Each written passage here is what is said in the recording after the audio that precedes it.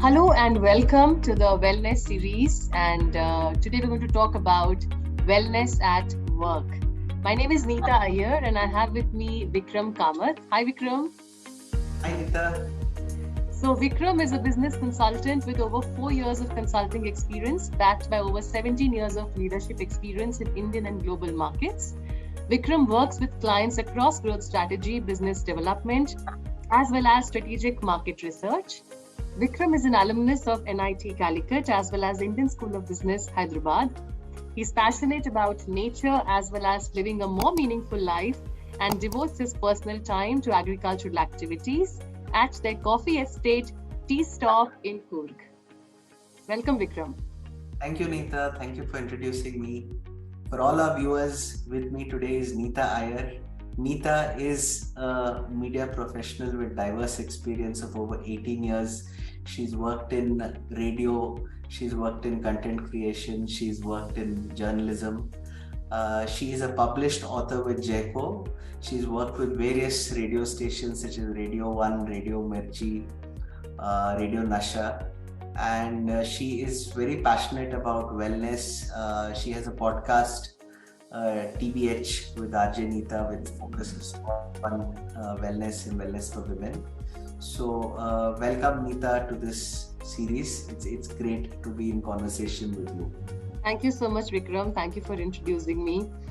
So, Vikram, what do you think? Why is it important to talk about wellness in the first place?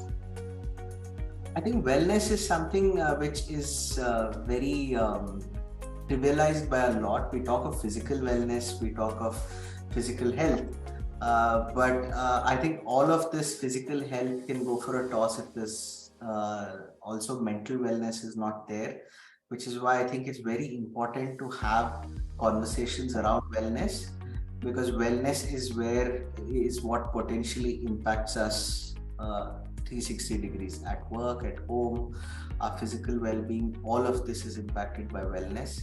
So I think it's high time we start having these conversations. I'm really glad to be discussing this with you today, Neeta. Yes.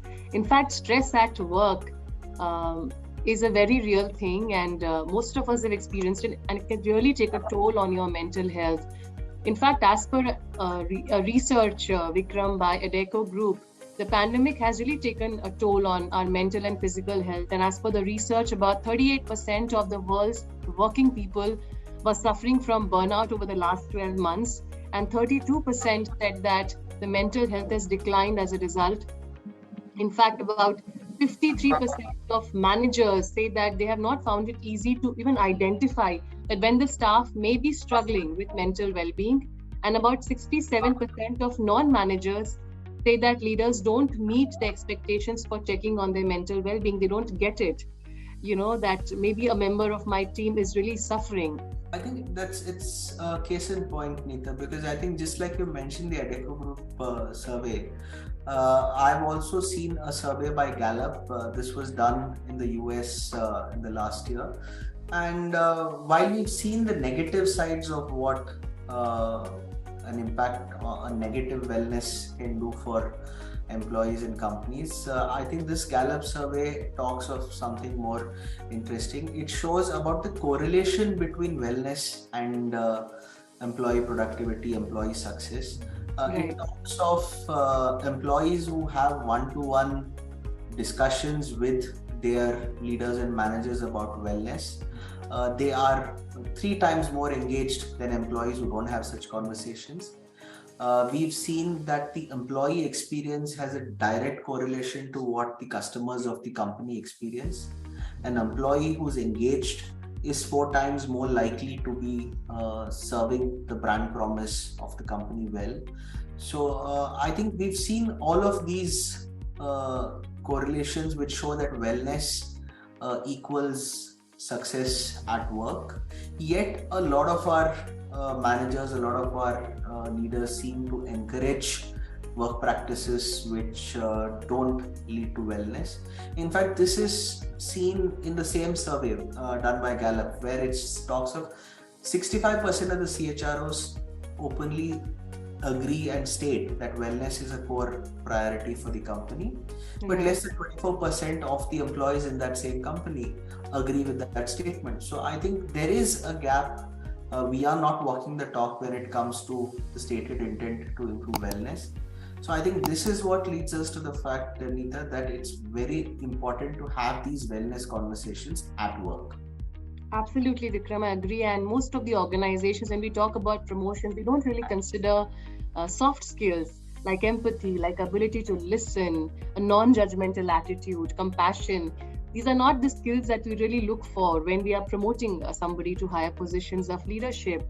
And and in fact, in today's day and time, it's so important to consider these soft skills when you are talking about leadership positions. So Vikram, coming to think of it, if a manager decides to have a conversation around wellness with a member of his or her team, what are the things that one can keep in mind? I think, Neeta, it's very important to have managers trained, to have leaders trained, to have some of these conversations. We give our managers and leaders a lot of inputs when it comes to functional and core skills. But as you also mentioned in the EDECO survey, a lot of these managers, simply put, don't know how to have these conversations. I think it'll be great if you and I can share some of, based on your experience and my experience, what we've seen, how we've seen our managers, or how we as managers have had some of these conversations with our staff and our team members. So I can share some of mine if you can lead with one which is close to your heart. Sure. So, Vikram, one thing that comes to my mind is an effective wellness conversation starts with transparency. And this is something that I did really honestly try to apply in my own life when I worked as a manager, and because of which I still have a great relationship with people who were members of my team, and they're ex-colleagues now. They're working in different organizations, but they still choose to stay in touch with me. That's because we developed an authentic relationship, and there was transparency in our relationship, which means that if you approach a conversation like this with a member of your team, it's important to come from a space of, I'm concerned about you. I genuinely want you to feel better, and that will very naturally have a direct impact on that person's productivity. But if I come from the space of, I want to fix this situation so that I get the work going, that will not really create that safe space and that non-judgmental space for the member to really open up and share about his or her concern. And of course, then we will not be able to come at a solution either. So what's important is we create a safe, non-judgmental space through total transparency, where the member feels that if he or she decides to open up, their potential promotions or additional work opportunities, it will not really curb anything of that, or they will not be judged in terms of their performance or capacity to deliver because of their mental health issue or because of how they're feeling right now. So I feel coming from that space of non-judgment and coming from that space of genuine concern is very, very important. Right. I think a lot of times we are transparent when it comes to the business. We believe in creating a sense of ownership in our team, where we tell people transparently, this is how the business is performing, blah, blah, blah. But then and this is how you are performing. And this is how, in performance appraisals and reviews, we say transparently, this is how you're doing and this is what you need to do to improve. I think it's just a matter of opening that same transparency to these wellness conversations. And I think, just as like you said, it's important to be transparent. I think it's also important to clearly call out the intent of these conversations, right? So it's important that these wellness conversations are not seen as a flash in the pan. The team members should know that this is something which is going to be part of the process. It's going to be part of the program. And we are going to keep having these conversations. It's not till we fix the problem, but these are conversations which we would have on an ongoing basis. It's important to call out that I'm not having this conversation with you because you're special or because you have a problem. So I think it's important to call out that wellness is a priority for all of us, you and me both. we're going to be having this conversation with you. I'm going to be having this conversation with your colleagues. So I think it should be clearly brought out that we're not having, just like how a performance appraisal, the objective of the performance appraisal is clear. I think a wellness conversation, the objective should clearly be called out that, hey, we're sitting here to see how to improve wellness, and I'm here to discuss this transparently with you. I absolutely agree. Also, I feel when you have this conversation with a member of your team, it's important to focus more on listening and not so much on preaching, not talking about yourself, but really trying to understand what is this person feeling. And because that's the reason we have 2 ears and 1 mouth, so that we can listen. And especially in a situation like this, the person actually really wants to be heard. And in fact, even just offering a compassionate ear can really be work like therapy for that person. So and we can arrive at more effective solutions as well if we listen. So I feel as leaders, as managers, we get into the habit of unconsciously sharing a lot, talking a lot, and wanting our teams to know where we stand, what we have to do, and how we have to achieve this. But I think in times like these, it's very important to sit back and just listen and offer that space to the member of your team to be able to truly open up and share. Correct. I think, like you mentioned, I think listening is important. It has to be active listening. Yes. Not passive listening. And I think as managers, we all know how to do this. We've been taught to listen to the customer. We've been taught to listen to team members. We've been taught to listen and to come up with solutions. So I think likewise, it's important that when we're discussing wellness with people on the team, it has to be an active listening where one listens to what is being shared, processes that, and then tries to come up with solutions collaboratively.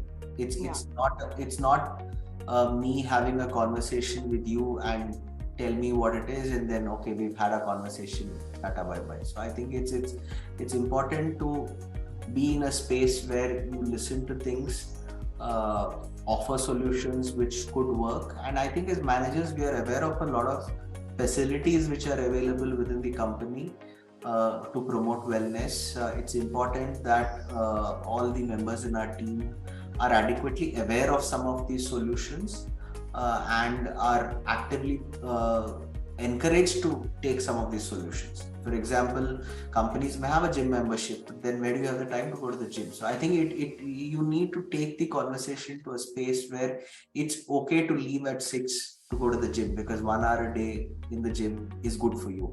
It's okay to take leave for a special occasion, or it's okay to take leave. I mean, you have employees whose leave benefits just lapse at the end of the year. So I think it's important for us as leaders to convert this listening with empathy needs to be converted to forming solutions which promote wellness. And there could also be situations where there is no solution. So I think it's important to then close loop that conversation with the person you're having this chat with, that these are the things for which we can solve, these are the things which we cannot solve, and hey, let's work on what's actionable right now, and the things which we can't solve, we'll figure things out. I'm there, you're there, we can keep this conversation going. So I think it's important to take that conversation which is happening in that transparent, non-judgmental listening space, take it to a logical conclusion. I think that's also extremely important. Absolutely. And if mental health is discussed openly in a company, and the company's culture is such that you can talk about mental health without being judged, that goes a very, very long way in also enhancing productivity, because members of the team, of the company feel very safe. They want to come to work because they don't feel judged. And of course, it's not that organizations have not really focused on, health. Physical health has always been taken care of through gym memberships, through, free health checkups, etc. The situation, the demand of this hour is that we focus really on mental wellness and on mental well-being. And it's okay to have these conversations. In fact, it's imperative now. Vikram, it was wonderful chatting with you about wellness at work, and I'm sure we'll have many, many more episodes to this series. I hope you had a great time because I thoroughly enjoyed this conversation, and this is absolutely the need of the hour, according to me. Thank you, Neeta. It was extremely refreshing for me also to have this conversation, and I think you touched upon a point that companies which have a culture of wellness. So I think it's important for us to call out at this point that the culture is set by leaders. So it starts with me. So I believe in wellness. It is for me to set that culture, and I think we've given you the simple toolkit to how to start this conversation. So my request to all of you are listening to this series is that let's go out and let's start spreading wellness. It starts with me and it spreads geometrically. So let's do it. Absolutely. If I believe in wellness, it just trickles down. Thank you so much, Vikram. Thank you for this conversation. Thank you, Neeta. See you soon. Bye-bye. Thank you. Bye.